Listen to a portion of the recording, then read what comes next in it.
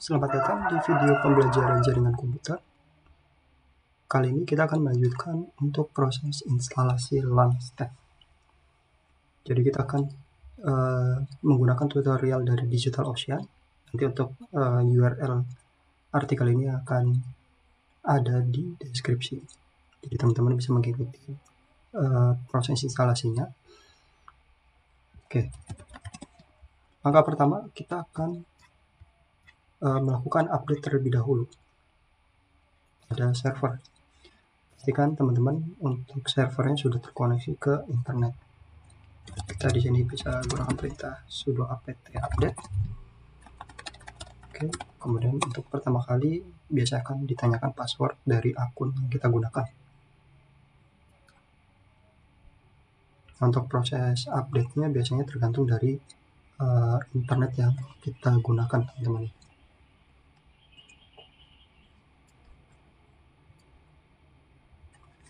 Oke, kita akan coba pin google.com terlebih dahulu untuk mengecek. Oke, sepertinya internetnya tidak bisa terhubung. Kita akan coba restart terlebih dahulu untuk servernya.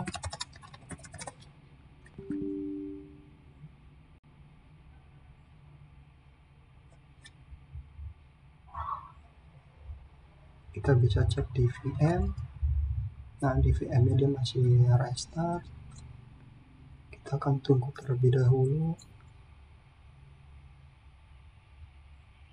Oke, si servernya sudah kembali up. Nah, di putih kita bisa klik kanan di bagian headernya, kemudian kita klik restart session. Jadi kita bisa langsung terkoneksi kembali via SSH. Oke, kalau sudah kita coba pin google.com. Kita coba pin 88. Oke. Di sini untuk via IP dia berhasil, tapi menggunakan domain atau DNS dia tidak bisa di sini. Berarti ada kesalahan di bagian DNS server.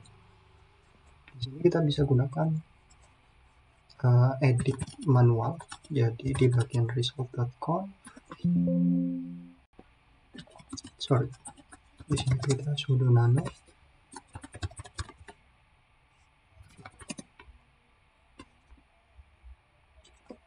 Oke, di sini kita bisa gunakan name server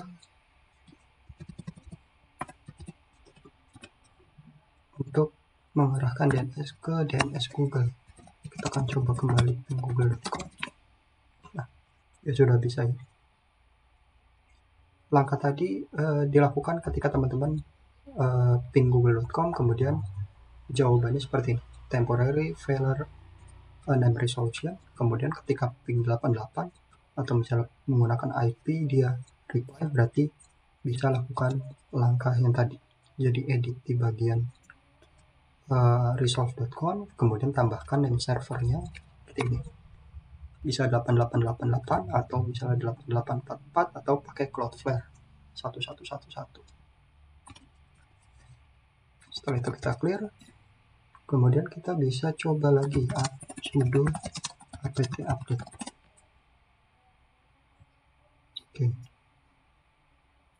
Sini proses update-nya sudah jalan.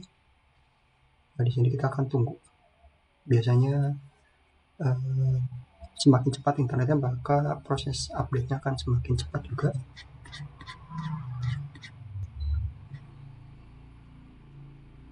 Oke, sudah selesai.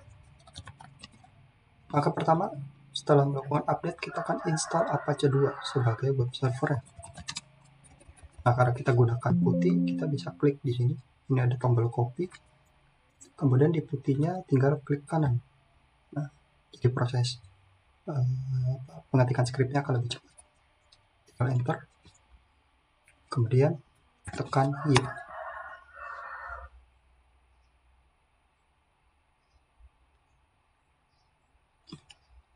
Oke, kita akan tunggu proses install Apache 2-nya.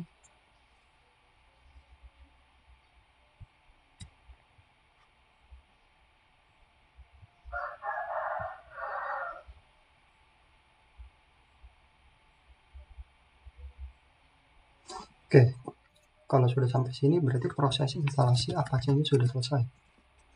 Kita bisa cek untuk status dari service Apache-nya, yaitu perintahnya systemctl status Apache 2. Nah, kalau kita lihat di sini sudah aktif dan running. Nah, kalau di tutorial di sini kita bisa cek UFW. UFW itu salah satu firewall yang ada di Ubuntu. Nah, kita bisa lihat available application yang bisa kita tambahkan ke UFW.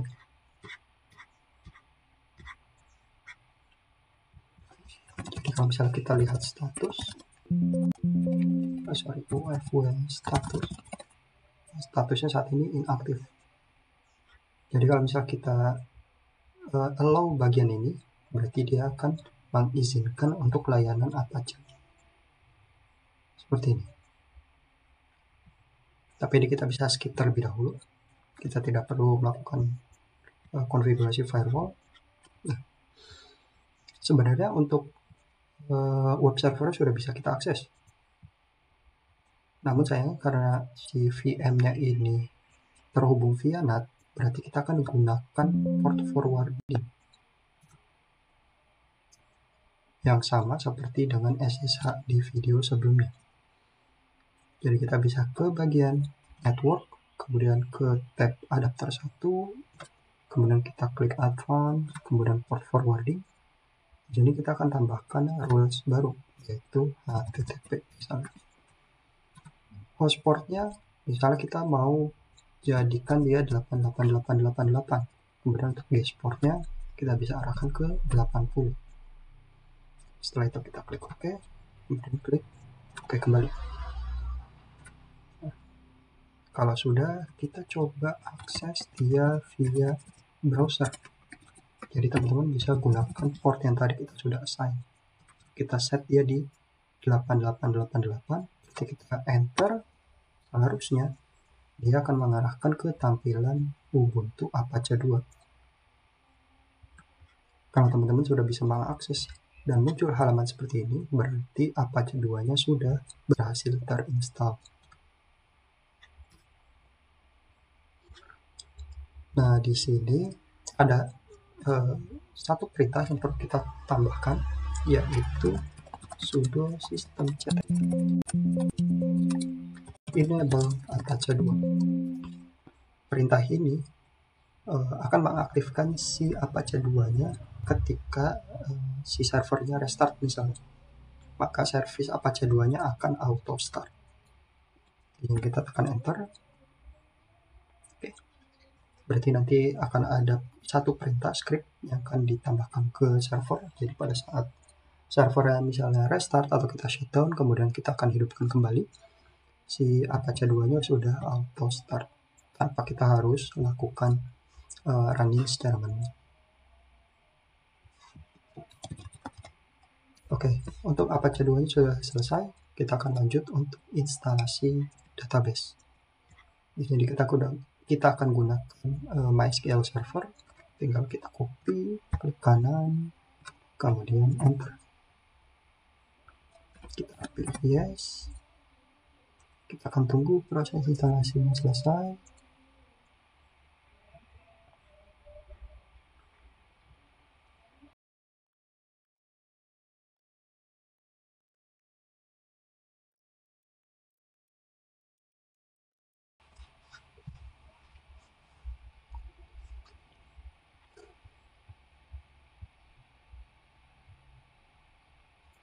Oke, di sini sudah selesai. Untuk proses instalasinya kita bisa cek kembali perintahnya sudo systemctl status mysql.service. Di sini statusnya sudah aktif, kemudian running juga. Kita bisa tekan key untuk keluar. Kemudian di sini ada rekomendasi setelah melakukan instalasi MySQL Server, kita bisa jalankan satu perintah, yaitu sudo mysql_secure_installation. Di sini kita tekan enter. Nah, di sini diminta untuk apakah kita mau menggunakan validate password. Kita di sini akan skip untuk validasi passwordnya, jadi kita bisa pilih N. Kemudian untuk remove anonymous user, di sini kita bisa pilih yes. Kemudian untuk disallow root login remotely, jadi kita akan menutup akses untuk remote user menggunakan user root. Jadi kalau misalnya ada yang mau login ke database MySQL kemudian memakai user root, berarti kita akan disable aksesnya. Di sini kita tekan yes. Kita akan remove test database juga yes. Kemudian kita akan reload privilege table-nya. Oke, sudah all done. Berarti sudah selesai. Kita bisa clear dan kita akan coba untuk akses MySQL. Nah, karena kita akses langsung via server, jadi kita bisa gunakan sudo mysql root. Di sini tanpa password, jadi kita bisa langsung masuk. Kita bisa gunakan query show databases misalnya untuk SQL dan sebagainya. Oke, sampai tahap ini berarti teman-teman sudah selesai melakukan instalasi database-nya. Kita bisa exit.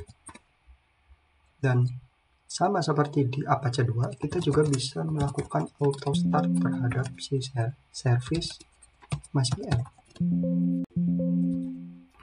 Berarti perintahnya sudo systemctl enable MySQL. Dan selesai. Berarti nanti servernya ketika restart, Apache dan MySQL-nya sudah auto start.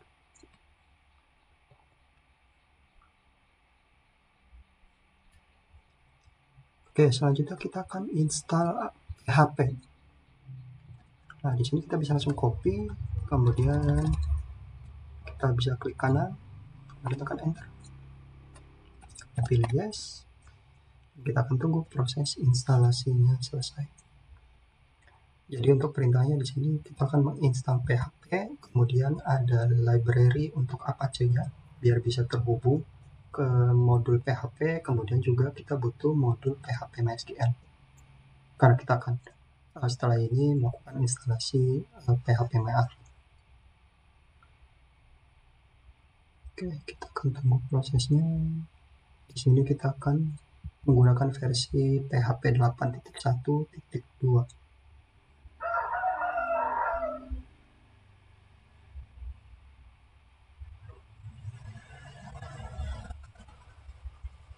Jika sudah selesai, instalasi PHP sudah selesai, kita bisa cek PHP min-v. Sama ya, versinya 8.1.2. Kemudian kalau kita PHP min-m untuk melihat modulnya, nah kita sudah tersedia modul-modul yang sudah terinstall secara default, karena memang ketika kita jalankan perintah PHP secara otomatis si proses instalasi akan mengecek dependensi yang dibutuhkan untuk si PHP, maka ini akan langsung terinstall secara otomatis. Oke, kalau sudah, kita bisa coba cek menggunakan function info PHP atau PHP info. Kita akan buat satu page baru. Jadi lokasi root dir-nya di Apache 2 itu ada di /var www kemudian html. Ada di sini. Kalau kita ls, nah di sini ada index.html yang mana index.html ini tampilan dari si Ubuntu ini. Nah, di sini kita bisa buat file baru namanya misal info.php. Sudo nano. Jadi kita gunakan text editor namanya nano, kemudian diikuti nama file yang akan kita buat, itu info.php. Oke, di sini kita akan buat script sederhana, yaitu php, kemudian php info, buka kurung, titik koma, kemudian kita tutup. Kita simpan. Caranya tekan Ctrl sama X secara bersamaan, Ctrl X, kemudian tekan Y, kemudian tekan Enter.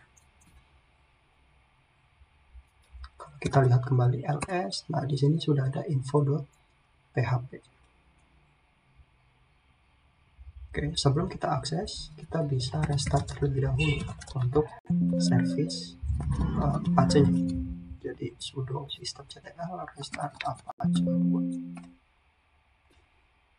Kalau sudah seperti ini, kita bisa coba ke browser, kemudian di page yang sama untuk Apache Ubuntu ini kita tambahkan /info.php, kemudian tekan enter. Kalau teman-teman sudah berhasil ada tampilan PHP version seperti ini, berarti menandakan bahwa si PHP ini sudah terhubung dengan Apache. Kita bisa lihat secara detail informasi dari PHP yang kita gunakan berserta dengan modul-modul yang aktif. Oke, berarti untuk PHP-nya sudah clear.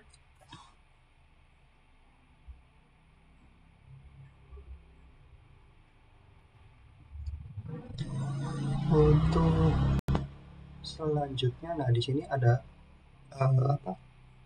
cara untuk install PHP extension, tapi di sini kita bisa skip juga. Oke, ini untuk proses pembuatan virtual host baru. Jadi kalau teman-teman mau custom selain dari yang sudah ada default, ini juga bisa diterapkan. Oke, sepertinya sudah selesai. Jadi kita sudah melakukan instalasi untuk Linux. Jadi di video sebelumnya untuk Ubuntu server, kemudian kita sudah selesai melakukan install Apache, MySQL, dan PHP.